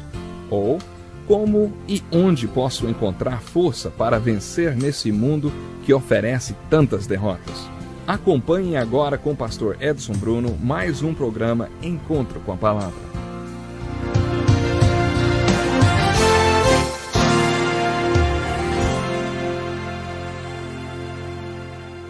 Pegue a sua Bíblia e bem-vindo para mais um programa Encontro com a Palavra, um estudo da inspirada e santa Palavra de Deus. Concluímos nosso último estudo citando os 3 inimigos da fé e das pessoas que têm fé, o mundo, a carne e o diabo. Se você já estiver com sua Bíblia, então abra no capítulo 9 do livro de Josué. Não esqueça, no capítulo 9 do livro de Josué, encontramos outra ilustração sobre a fé, ou pelo menos mais um fator que compõe a fé. Denominei esse capítulo de A Percepção da Fé. Um dos elementos mais importantes da fé é o discernimento. Para viver uma vida de fé, você precisa conhecer a vontade de Deus. Talvez a pergunta que os pastores mais ouçam na vida seja: Ei, pastor, como eu posso saber o que Deus quer que eu faça? Quando as pessoas descobrem que existe a vontade de Deus para as suas vidas, elas querem descobrir qual é. Para saber qual é a vontade de Deus, você tem que ter o Espírito Santo para que ele dê a você discernimento espiritual. E para uma pessoa ter a orientação do Espírito Santo, ela precisa ser uma seguidora de Cristo. A estratégia de Satanás é enganar, simular e imitar tudo que é Deus. Satanás foi um anjo de luz. Se você imagina um inimigo com uma roupa vermelha segurando um daqueles forcados enormes, presas na boca, então você imagina exatamente como ele quer que você o imagine. Ele quer que você o imagine como uma figura mitológica. O poder de Satanás é bem real. Vou repetir, hein? O poder do inimigo é real. Na dimensão espiritual, existe o poder de Deus e o poder do maligno. Nem tudo que é espiritual é do Espírito Santo. É por isso que Moisés nos alerta tão enfaticamente sobre feitiçaria e espiritismo e tantas outras coisas que têm a ver com a dimensão espiritual, mas não com o lado bom dessa dimensão espiritual. No capítulo 9, lemos sobre os gibeonitas. Capítulo 9 de Josué, claro. Assim como Raabe, os gibeonitas perceberam o povo de Israel avançando sistematicamente na terra de Canaã, matando todos os povos inimigos e por isso sabiam que também seriam atacados. Então eles usaram um disfarce. Eles mofaram seus sapatos, roupas e alguns pedaços de pão. Gastaram os seus sapatos nas pedras, até que parecessem que tinham sido usados por muito tempo, e fizeram suas roupas parecerem que eram muito velhas. Eles moravam nos arredores, mas quando foram falar com os filhos de Israel, deram a impressão que vinham de uma terra muito distante. O triste dessa história é que os israelitas não consultaram a Deus a respeito disso. Eles simplesmente fizeram um acordo com essa gente. Os gibeonitas imploraram aos israelitas que fizessem um acordo com eles. Façam um trato conosco. Nós não somos da terra de Canaã. Somos de uma terra muito distante. Sabe, os israelitas não consultaram ao Senhor. Eles tomaram a decisão sozinhos e fizeram um acordo com aquela gente. Logo depois descobriram que, na verdade, os gibeonitas não eram de uma terra distante. Eles era dali mesmo, das terras de Canaã. Eles eram tão incivilizados naqueles dias, vamos dizer assim, que mantiveram o acordo que tinham feito com os gibeonitas e não os mataram. Por isso eles escravizaram aquele povo. Lenin afirmou que acordos, tratos, são como cascas de ovos. Tratos e acordos são como cascas de ovos, ele diz. Foram feitos para serem quebrados. Você sabe, né? Todo mundo hoje quebra acordo, né? Quebra tratos. Isso é uma coisa triste, não é verdade? Bom, mas deixa a palavra do Lenin para lá. Muitas vezes ouvimos que os povos daquele tempo eram incivilizados, mas eles levavam os tratados, os acordos muito a sério. Os homens de Israel não exterminaram os gibeonitas. Os gibeonitas representam um dos modelos dos inimigos, ou dos obstáculos para a nossa fé contidos no livro de Josué. O primeiro modelo está ilustrado em Jericó. Muitos acreditam que Jericó é a figura do mundo, pois somos atraídos pelo mundo como Acã foi atraído pela capa, pela prata e pelo ouro. Vemos, desejamos e pegamos. As coisas do mundo nos distraem, e o mundo é um grande inimigo da nossa fé. Pelo fato do povo de Deus ter subestimado o povo de Ai, muitos consideram a cidade de Ai como a carne. De acordo com William Berkeley, a carne é a parte humana que ainda não foi cuidada por Deus. Geralmente a carne está associada com a nossa tendência ou disposição para o pecado. Jesus disse, o espírito está pronto, mas a carne é fraca. Portanto, o espírito pode vencer a carne se ela estiver sob a perspectiva correta. A aproximação dos gibeonitas e o trato que eles propuseram ilustra o próprio diabo, porque essa é a forma como ele opera. Eu serei como Deus Altíssimo, foi isso que ele disse. O diabo foi um anjo de luz. Ele não aparece sob uma forma horrorosa, nos tentando para fazermos algo macabro, por exemplo. Geralmente ele se apresenta de uma forma amável, muito bela. Sua estratégia é: não faça o melhor, faça o bom. Não faça o melhor, faça o bom. Se Deus está chamando você para ser um médico missionário, o diabo não vai tentar você para sair por aí roubando bancos. Ele vai tentar você para ser um bom médico, aí onde você está. Sabe, precisamos de bons médicos aqui, isso é bom. Mas se Deus quer que você seja um médico missionário em outro país, isso é o melhor para a sua vida. A estratégia de Satanás é nos convencer a fazer o bom e não o melhor para nossas vidas. É por isso que alguns dizem que o maior inimigo do melhor é o bom. É por isso que os gibeonitas, que eram enganadores, representam o diabo. Em Josué capítulos 6, 7, 8, 9, você tem a figura de 3 obstáculos para a fé. No capítulo 6, o obstáculo é o mundo. Nos capítulos 7 e 8, a carne é representada pela cidade de Ai. E no capítulo 9, os gibeonitas são a figura de Satanás. Em todo o livro de Josué encontramos ilustrações de fé.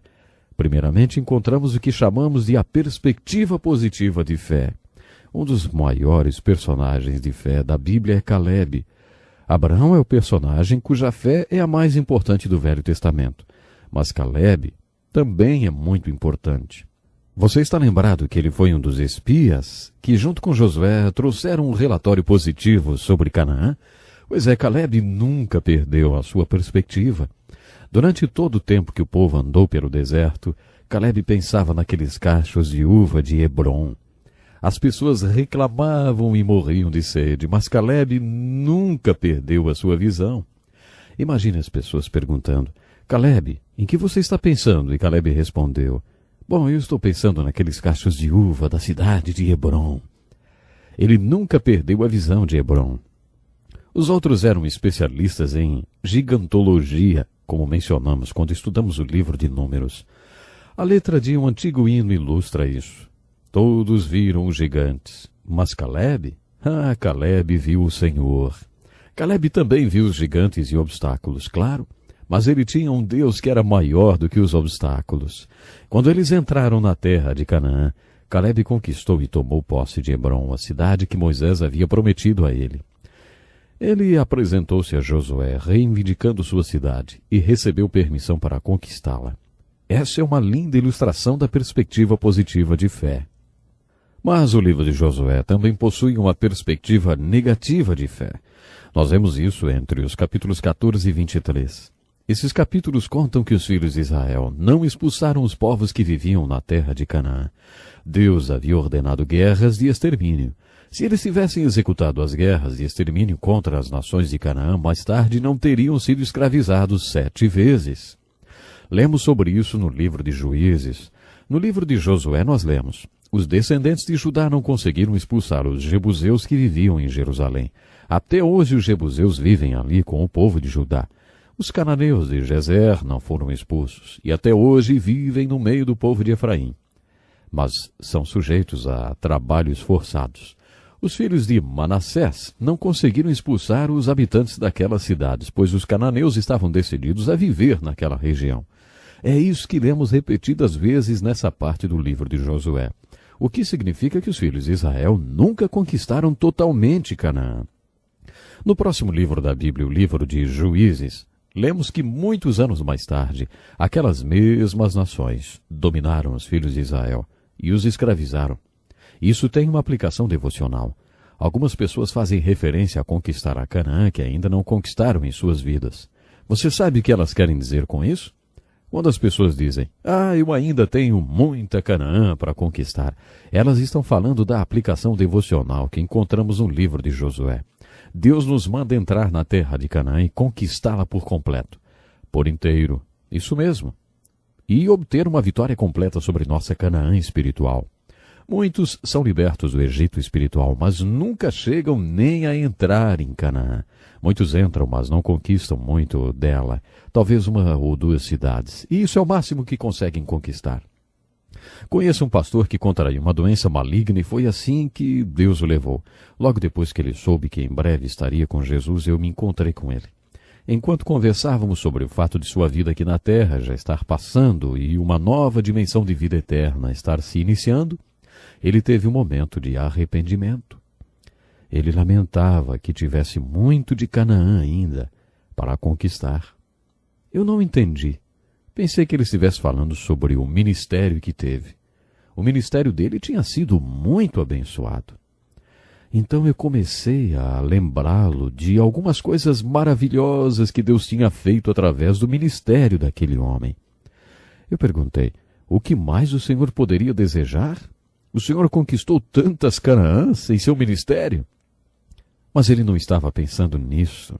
Não, ele disse, eu não estou falando de ministério, eu estou falando da minha vida. Estou falando dos pecados da minha vida. Estou falando desse tipo de Canaã. Tenho tanta Canaã para conquistar. Pois é, conversando com o seu médico, esse pastor falou, eu ainda tenho tanta Canaã espiritual dentro de mim e gostaria de conquistá-la antes de encontrar-me com o Senhor. O médico então disse, a doença que você tem vai ajudá-lo nisso. Deus usará o seu sofrimento para queimar tudo aquilo que é contrário à natureza dele. Quando finalmente você se encontrar com o Senhor, será uma relação de espírito com espírito. Você conquistará a sua Canaã nos meses que Deus ainda tem aqui para você. Sabe, o sofrimento pode ter esse efeito em nós. É essa aplicação devocional dessa parte do livro de Josué. A minha pergunta é, e você? Já conquistou sua Canaã espiritual? Essa parte do livro de Josué também levanta algumas questões sobre guerra de extermínio. Essa questão é um problema para muitas pessoas. Como esse Deus de amor que nós conhecemos hoje pode ter ordenado uma guerra com o objetivo de exterminar o povo adversário? Responderei a essa pergunta no nosso próximo estudo, portanto você não pode perder. O nosso tempo hoje acabou, mas programe-se para estarmos juntos outra vez no nosso próximo encontro com a palavra. Até lá então. Deus lhe abençoe. Que lição importantíssima. Obrigado, pastor Edson Bruno. Prezado ouvinte, coloque em prática o que você ouviu aqui. Sem dúvida, sua vida será grandemente abençoada. Este é um estudo escrito pelo Dr. Dick Woodward, na voz do pastor Edson Bruno. Escreva-nos e solicite o material. Nosso endereço é Encontro com a Palavra, Caixa Postal 2011, CEP 89201-970, Joinville, Santa Catarina. Até o nosso próximo encontro com a Palavra.